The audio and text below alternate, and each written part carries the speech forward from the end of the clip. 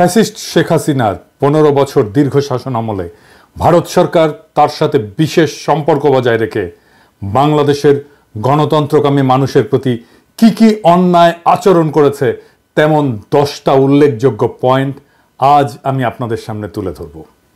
1 number, হাসিনার আমলে ভারত এবং বাংলাদেশ সম্পর্ক ইতিহাসের সবচেয়ে খারাপ অবস্থায় পতিত হয়েছিল, যেখানে বাংলাদেশের স্বার্থ বলে কোনো কিছুর অস্তিত্ব ছিল না। শুধুমাত্র অবৈধভাবে ক্ষমতায় টিকে থাকার বিনিময়ে খুনি হাসিনা বাংলাদেশের সকল স্বার্থ বিসর্জন দিয়ে একতরফাভাবে সবকিছু ইন্ডিয়াকে দিয়ে দিয়েছিল। 2 নাম্বার,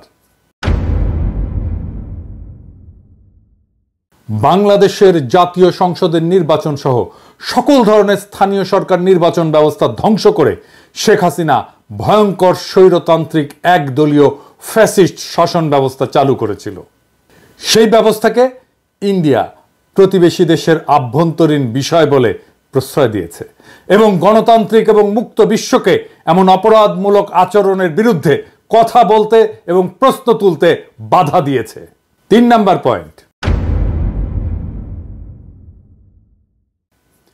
দমন পীড়নের মাধ্যমে ছলে বলে কৌশলে বিরোধী দলের অংশগ্রহণের সুযোগ নিঃশেষ এবং নিশ্চিহ্ন করা হয়েছিল।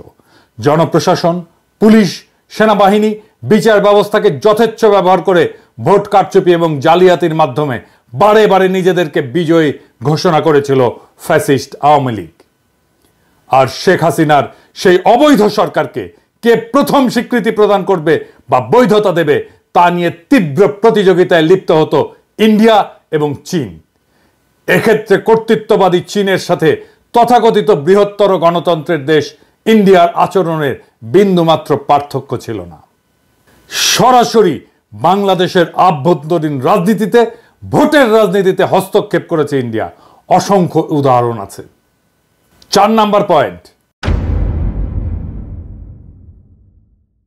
বাংলাদেশের সংখ্যাগরিষ্ঠ মানুষের উপরে খুনি হাসিনার শাসনামলে ব্যাপক মানবাধিকার লঙ্ঘনের পক্ষে রাজনৈতিক সমর্থন জুগিয়েছে।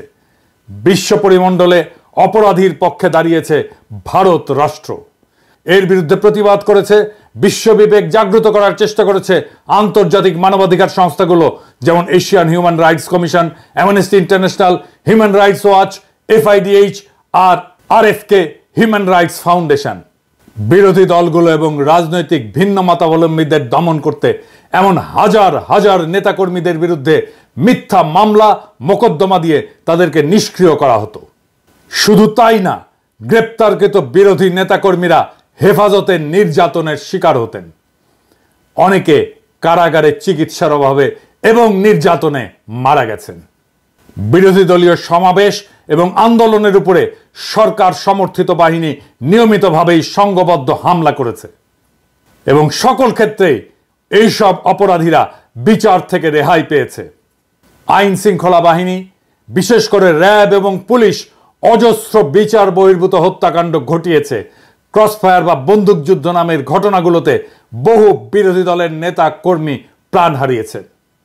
বিরোধী দলের নেতাকর্মী, সাংবাদিক, নাগরিক সমাজের অজস্র নেতাকর্মীদের গুম করা হয়েছে এবং এই কাজে নীরব সমর্থন জানিয়েছে সব সময় ভারত রাষ্ট্র।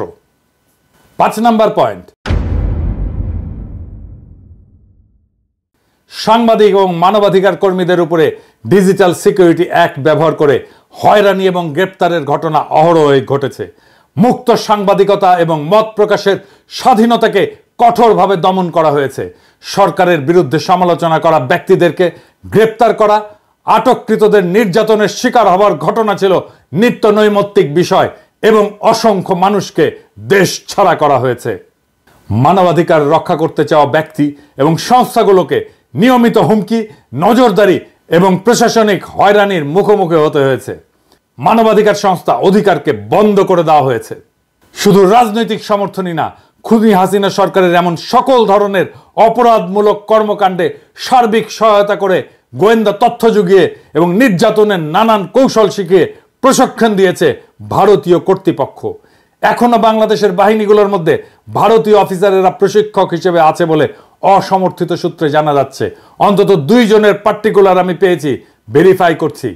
বাংলাদেশের রাজনৈতিক কর্মী, রাজনৈতিক নেতা, এমনকি বাংলাদেশের আদালতের সাক্ষ্যকে আদালতের সামনে থেকে ছিনতাই করে গুম করে নিয়ে তাদেরকে ভারতে পাচার করা হয়েছে। বিএনপি নেতা সালাউদ্দিন সাহেবকে বাসা থেকে গ্রেপ্তারের পরে তাকে ভারতের সিমলায় পাওয়া যায়। মৌলানা সাইদির মামলায় আদালতের সামনে থেকে সাক্ষীকে ছিনতাই করে তাকে ভারতের জেলে ঢোকানো হয়। 6 নাম্বার পয়েন্ট, ফারাক্কা চুক্তি মোতাবেক বাংলাদেশকে যে পরিমাণে পানি দেওয়ার কথা সেই পানি পাওয়া যায়নি। শুধু তাই না, তিস্তা সহ একটা নদীরও পানি চুক্তি সম্পন্ন করা হয়নি। ইন্ডিয়া থেকে আসা সব কয়টি অভিন্ন আন্তর্জাতিক নদীতে বাঁধ দিয়ে পানি প্রবাহ আটকে ফেলেছে ভারত। সে দেশের অভ্যন্তরে বাঁধ নির্মাণের ফলে বাংলাদেশের নদীগুলো সব গেছে মরে। নদী আমাদের প্রাণ, আমাদের প্রধান যোগাযোগের মাধ্যম, জীবিকা আর প্রোটিনের উৎস, সেইটা পুরোপুরি ধ্বংস করে দিয়েছে ভারত, যা বাংলাদেশের জনগণের মধ্যে তীব্র অসন্তোষ তৈরি করেছে। 7 নাম্বার পয়েন্ট, নানা ধরনের ছলচাতুরি করে ট্যারিফ বসিয়ে ভারতের বাজারে বাংলাদেশি পণ্য ঢুকতে বাধা সৃষ্টি করেছে। আর উল্টো দিকে বাংলাদেশের বাজার ভারতীয় পণ্য দিয়ে 6 লাভ করে দিয়েছে। ফলে 2 দেশের বাণিজ্যে ভারসাম্যহীনতা দীর্ঘদিন ধরে বিদ্যমান, যা বাংলাদেশে অর্থনৈতিক অসন্তোষ সৃষ্টি করেছে। 8 নাম্বার পয়েন্ট, বিএসএফ কর্তৃক বাংলাদেশ সীমান্তে নিয়মিতভাবে এদেশের নাগরিকদের হত্যা করা ভারতীয়দের কাছে একটা কৃতিত্বের ঘটনায় পরিণত হয়েছে। খুনি হাসিনা নিজে, তার স্বরাষ্ট্র সহ অন্যান্য মন্ত্রীরা, এমনকি ডিজি সহ বিজেপির শীর্ষ কর্মকর্তারা এই জন্য নিহত এবং আহতদের দায়ী করতেন। নির্লজ্জ এই সমস্ত দালালদের কে বুঝাবে যে অবৈধভাবে সীমান্ত পাড়ি দেওয়ার অপরাধে একজন মানুষকে বিনা বিচারে মৃত্যুদণ্ডে দণ্ডিত করা যায় না। ইন্ডিয়ার এমন সকল ভয়াবহ অমানবিক আচরণ তাদের প্রতি বাংলাদেশের মানুষের ঘৃণা আকাশস্পর্শী করেছে এবং প্রতিরোধের স্পৃহা গড়ে উঠেছে। তাদের আসাম রাজ্যের এনআরসি কার্যক্রম শেষে ভারত সরকার খুবই অন্যায্য এবং অন্যায়ভাবে সেখানে বাংলাদেশ থেকে অভিবাসী যাওয়ার অভিযোগ তুলে দোষারোপ এবং চাপ সৃষ্টি করেছে। শুধু তাই না, বিজেপির প্রধান নেতা অমিত শাহ বাংলাদেশিদেরকে উই পোকার সাথে তুলনা করেছে এবং বাংলাদেশিদেরকে উল্টো করে ঝুলিয়ে রাখার কথা বলেছে। 9 নাম্বার পয়েন্ট, শুরু থেকেই ইন্ডিয়া রোহিঙ্গা গণহত্যাকারীদের পক্ষ অবলম্বন করেছে। একজন রোহিঙ্গা শরণার্থীকে তারা ভারতীয় সীমানায় ঢুকতে বা আশ্রয় নিতে দেয়নি এবং রোহিঙ্গাদের খালি করে দেওয়ার পরে ওই জায়গায় গিয়ে ভারত তার সমস্ত ব্যবসাপাতি নিয়ে বসিয়েছে। ব্যবসা বাণিজ্য চলছে তুমুলভাবে। রোহিঙ্গা সমস্যায় ভারত সবসময় মায়ানমারের পক্ষে এবং বাংলাদেশ বিরোধী বৈরী ভূমিকায় অবতীর্ণ হয়েছে। 10 নাম্বার, খুনি হাসিনার অবৈধ সরকারকে ক্ষমতায় বসিয়ে রেখে ইন্ডিয়া তাদের জন্য সুবিধাজনক শর্ত জুড়ে দিয়ে বাংলাদেশের স্বার্থবিরোধী অজস্র চুক্তি স্বাক্ষর করিয়ে রেখেছে। বাংলাদেশের স্বার্থবিরোধী এমন সব চুক্তিতে ভারতের পক্ষে লাভ এবং সুবিধাজনক শর্ত লিপিবদ্ধ করা হয়েছে। ভারতের বাজারে বৈধভাবে বাংলাদেশি কর্মীদের প্রবেশাধিকার নাই বললেই চলে। আর ভারত থেকে লক্ষ লক্ষ পেশাদার বাংলাদেশে এসে চাকরি করে এবং রেমিটেন্স পাঠায় ভারতে। শুধু পানি নির্ভরতাই নয়, বাংলাদেশের খাদ্য, বিদ্যুৎ, জ্বালানি নিরাপত্তা ধ্বংস করে দেওয়া হয়েছে। এর সবকিছুই ইন্ডিয়ার স্বার্থের অধীনে অনুকূলে তাদের পদতলে অর্পণ করেছে ফ্যাসিস্ট শেখ মুজিবের কন্যা খুনি হাসিনা এবং তার দল আওয়ামী লীগ। এই সব কিছু মিলিয়ে ইন্ডিয়ার অন্যায় এবং অন্যায্য আচরণের অজস্র ঘটনা এবং অভিযোগ বিভিন্ন জাতীয় এবং আন্তর্জাতিক সংস্থা এবং বিশেষজ্ঞদের পর্যবেক্ষণে উঠে এসেছে, যে কারণে বাংলাদেশের উন্নয়ন, গণতন্ত্র, মানবাধিকার পরিস্থিতি নিয়ে সর্বমহলে উদ্বেগ সৃষ্টি হয়েছিল। এই পটভূমিতেই সংগঠিত হয় জুলাই বিপ্লব। জুলাই বিপ্লবের লক্ষ্য ছিল হাসিনার উৎখাত শুধু নয়, বাংলাদেশে ভারতীয় আধিপত্যবাদের অবসান এবং রাষ্ট্রকে নতুনভাবে পুনর্গঠন করা। রক্তাক্ত জুলাই গণ অভ্যুত্থানের পর বাংলাদেশের মানুষ শুধু শেখ হাসিনার ফ্যাসিবাদী শাসনের কবল থেকে মুক্তিই পায়নি, একই সঙ্গে স্বাধীনতার স্বাদ গ্রহণ করেছে। তার কারণ জগদ্দল পাথরের মতো চেপে বসা একটা ফ্যাসিবাদী দানবীয় সরকার বাংলাদেশের মানুষের জীবন বিপন্ন করে ক্ষমতা কুক্ষিগত করে টিকে থাকতে পারছিল। তার প্রধান কারণ হাসিনাকে ইন্ডিয়ার সর্বাত্মক সমর্থন এবং সহযোগিতা। এই সত্য যারা অস্বীকার করে তারা বাংলাদেশের শত্রু। বাংলাদেশের স্বার্থ, স্বাধীনতা এবং মর্যাদাকে গুড়িয়ে দিয়ে শেখ হাসিনা কার্যত আমাদেরকে ইন্ডিয়ার উপনিবেশ বানিয়ে রেখেছিল। বাংলাদেশের প্রত্যেকটি মানুষের কাছে এই সত্য এতই স্পষ্ট ছিল যে শেখ হাসিনার পলায়নের পর বাংলাদেশের মানুষের সামনে ইন্ডিয়া প্রশ্নে একটা অভূতপূর্ব জাতীয় ঐক্যমতের আবির্ভাব ঘটেছে। সফল গণ অভ্যুত্থান সম্পন্ন হওয়ার পরপরই আগস্ট মাসের শেষ ভাগে উজানে পানি ছেড়ে দিয়ে বাংলাদেশের একটি অংশ প্লাবিত করে বিপ্লব পরবর্তী মুহূর্তে একটা বিপর্যস্ত অবস্থার মধ্যে ঠেলে দিয়েছিল ইন্ডিয়া। সেই ঘটনায় আমাদের জাতীয় ঐক্যমত আরো শক্তিশালী এবং আরো দৃঢ় হয়েছে। আমরা ইস্পাত দৃঢ় গণপ্রতিরক্ষার অভিষেক ঘটতে দেখেছি। সেই কঠিন সময় 15 বছরের যাবতীয় জুলুম, নির্যাতন এবং নিপীড়নে লিপ্তদের প্রভু সম সহযোগীর প্রতি সৃষ্ট ন্যায়সঙ্গত ক্ষোভের আগ্নেয়গিরি চাপা দিয়ে বাংলাদেশের মানুষ দুর্যোগগ্রস্ত সকল সম্প্রদায়ের নাগরিকদের নিরাপত্তার স্বার্থকে প্রাধান্য দিয়ে সকলে এক কাতারে জড়ো হয়েছিল। ইন্ডিয়ার যাবতীয় প্রোপাগান্ডা এদেশের সংখ্যালঘু হিন্দু সম্প্রদায়কে নিয়ে তাদের জঘন্য মিথ্যাচার, বিদ্বেষমূলক বানোয়াট প্রচারণা, অভাবনীয় সংযম, প্রজ্ঞা এবং দূরদর্শিতা দিয়ে বাংলাদেশিরা মোকাবেলা করেছে। বিপ্লব পরবর্তী বাংলাদেশের এই অভাবনীয় জাতীয় ঐক্য এবং তা থেকে সৃষ্ট শক্তিকে দুর্বল করতে ইন্ডিয়া বিপুল বিক্রমে বাংলাদেশের বিরুদ্ধে মাইনরিটি কার্ড বা সংখ্যালঘু কার্ড খেলতে শুরু করেছে। মিথ্যা প্রচারণায় নিয়োজিত করেছে তাদের মিডিয়াকে, সাথে যোগ দিয়েছে পলাতক খুনি ফ্যাসিবাদী শাসকের সহযোগীরা। হাসিনা সহ পলাতক বাকশালীরা ইন্ডিয়ায় বসে বাংলাদেশের বিরুদ্ধে এই অপপ্রচারের রসদ জুগিয়ে যাচ্ছে। কিভাবে?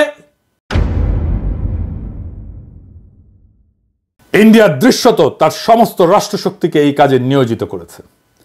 বাংলাদেশে ক্রমাগত অস্থিতিশীলতা তৈরি, একটা বিশৃঙ্খল পরিস্থিতি সৃষ্টি, এখানে সংখ্যালঘু হিন্দুদের নিরাপত্তা এবং হুমকির অতিরঞ্জিত মিথ্যা বয়ান দিয়ে তারা বাংলাদেশকে মনস্তাত্ত্বিকভাবে দুর্বল করার একটা রণকৌশল গ্রহণ করেছে।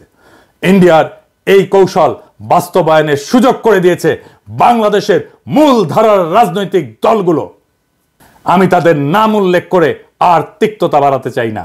গত 15 বছরের ফ্যাসিবাদী শাসনের মাধ্যমে ইন্ডিয়ার উপনিবেশ বানিয়ে বাংলাদেশে রাজত্ব করার যে ব্যবস্থা তারা করেছিল, জুলাই অভ্যুত্থান এবং বিপ্লব পরবর্তীতে তাকে চিরতরে বিদায় জানানোর জন্য বাংলাদেশের রাজনৈতিক দলগুলোর উচিত ছিল সবাই মিলে বাংলাদেশের পররাষ্ট্রনীতি, জাতীয় নিরাপত্তার প্রশ্নে ন্যাশনাল চার্টার বা জাতীয় সনদ তৈরি করে তা ঘোষণা করা।